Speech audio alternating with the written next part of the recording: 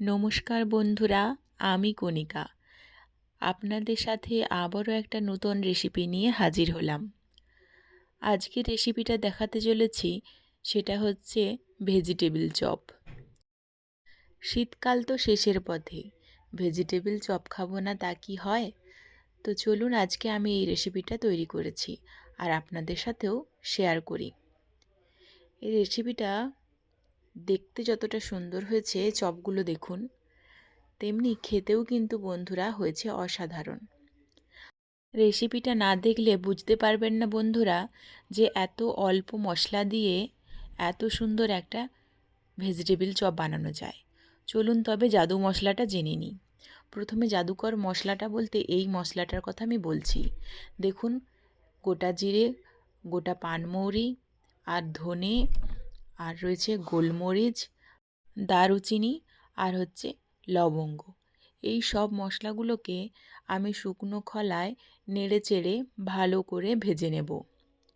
ততক্ষণ পর্যন্ত ভাজতে থাকবো বন্ধুরা, যতক্ষণ না এর রঙটা একটু পরিবর্তন হচ্ছে বা এই মশলা থেকে একটা সুন্দর গন্ধ বেরিয়ে আসছে। দেখুন একদম হয়ে গেছে। এবারে আমি এটাকে গুঁড়ো করে নেব। ভেজিটেবিল চপ বানানোর জন্য মাঝারি সাইজের দুটো গাজর আর একটা বড় সাইজের বিট কেটে নিয়েছি, আর সাথে রেখেছি ধনেপাতা। ধনেপাতাটা এখনই ব্যবহার করব না, ওটা আমি পরে ব্যবহার করব। দেখুন কড়ার মধ্যে দিয়ে দিলাম তেল। তেলটা গরম হলেই ওর মধ্যে আমি একটা শুকনো লঙ্কা কেটে দিয়ে দিয়েছি। এরপর আমি দিয়ে দিলাম 5 ফোড়ন। 5 ফোড়নটা গরম হয়ে গেলেই একদম আমি ওই গাজর আর বিট কুচানো অবস্থায় রেখেছিলাম, আমি কড়ার মধ্যে দিয়ে দিচ্ছি।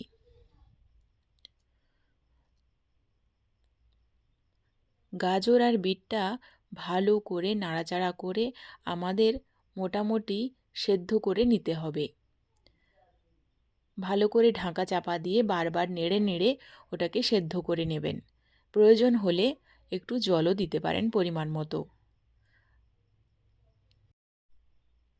এখানে লবণটা ব্যবহার করছি, যার ফলে অনেকটাই নরম ভাব চলে আসবে। সামান্য একটু জল দিয়েও নাড়া যেতে পারে। তো দেখুন আমি ভালো করে ঢাকা চাপা দিয়ে লবণ দিয়ে নেড়েচেড়ে দেখছি একদম আমার সেদ্ধ হয়ে গেছে। এই অবস্থায় আমি করেছি কি, 3টে বড় বড় আলু কেটে সেদ্ধ করে নিয়েছিলাম। সেই সেদ্ধ আলু ওই ওই কড়াইতে একই সাথে দিয়ে ভালো করে নেড়ে নিচ্ছি। তারপরে আমি ওই জাদুকর মশলা পুরো 1 চামচ মতো ওই কড়াইতে দিয়ে দিলাম। স্বাদ মতো চিনি, ওই কুচানো ধনেপাতা আর 1 মুঠো চিনেবাদাম আর শুকনো লঙ্কা, গুঁড়ো লঙ্কা দিয়ে ভালো করে আবারও নাড়াচাড়া করে নিচ্ছি।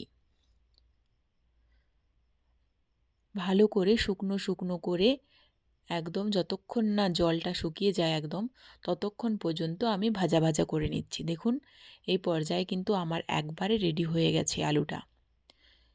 ভেজিটেবল চপের জন্য তার পুরটা কিন্তু একেবারে তৈরি। ভালো করে ঠান্ডা করে নিয়েছি। একটা বাটিতে আমি 3 চামচ মতো ময়দা নিয়ে নিচ্ছি।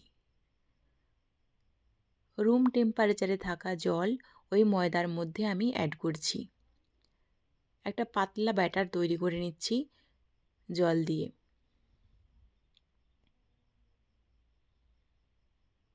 ভালো করে গুলিয়ে নিতে হবে। দিয়ে একটা পাতলা একটা ব্যাটার তৈরি হয়েছে, দেখুন কীরকম করেছি।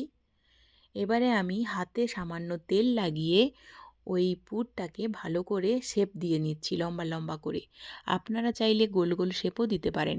আমি এখানে 2 ধরনের শেপ দিয়েই ভেজিটেবল চপটা করেছি, আপনাদের দেখাবো। আমি দেখুন এখানে লম্বা লম্বা করে শেপ দিয়ে ভেজিটেবল চপটা করে নিচ্ছি শেপ।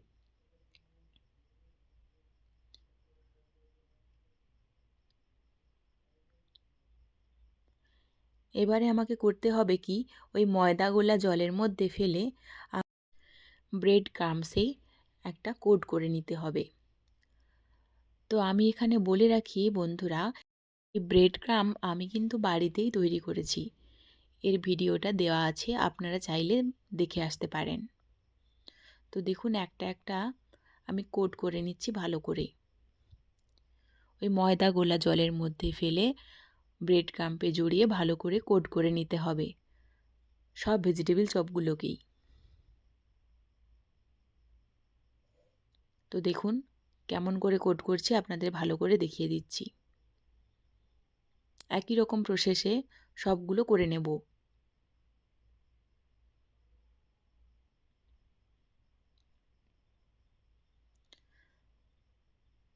আপনারা এই ব্রেড ক্রাম্পের রেসিপিটা যদি ভালো লাগে তাহলে অবশ্যই কমেন্ট করে জানাবেন বন্ধুরা। তো দেখুন সবগুলো একে একে আমি কমপ্লিট করে নিয়েছি। এবার ভাজার পালা। তো তেলটা সামান্য গরম হলেই এর মধ্যে একে একে আমি সব ভেজিটেবল চপগুলোকে দিয়ে দেব। দিয়ে ভালো করে নাড়াচাড়া করে এপাশ ওপাশ উল্টে আমি ভেজে নেব।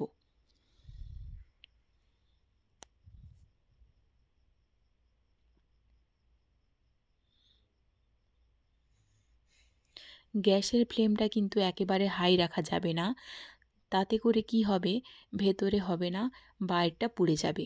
তাই গ্যাসের ফ্লেমটা মিডিয়াম রেখে আমাদের এই চপগুলোকে ভেজে নিতে হবে।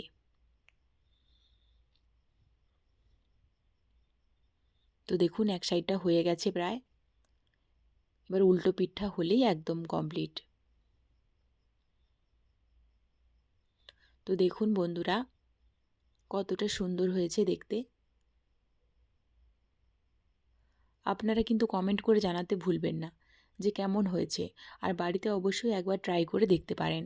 এত কম মশলায় এত সুন্দর লাগবে আমিও কিন্তু ভাবতে পারিনি, আর প্রথম চেষ্টাতেই যে এতটা সুন্দর হবে তা কিন্তু আমিও কল্পনাও করতে পারিনি।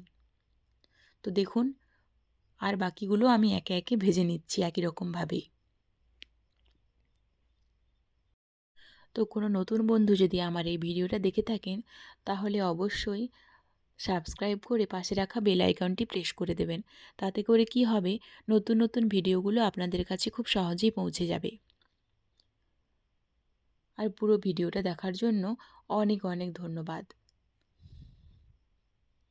তো চলুন দেখুন সবগুলো একরকমভাবে ভাজা হয়ে গেছে। এবারে আমি এই শেপটা অন্যরকমভাবে করেছি, সেটাও আপনাদেরকে দেখিয়ে দিচ্ছি। এই শেপটা দেখুন বন্ধুরা গোল গোলভাবে করেছি। তো বন্ধুরা একদম দেখুন কমপ্লিট হয়ে গেছে আমার ভেজিটেবিল চপ। তো কেমন হয়েছে অবশ্যই কমেন্ট করে বলবেন। আজ তবে আসি, দেখা হবে অন্য কোনো ভিডিওতে। টাটা।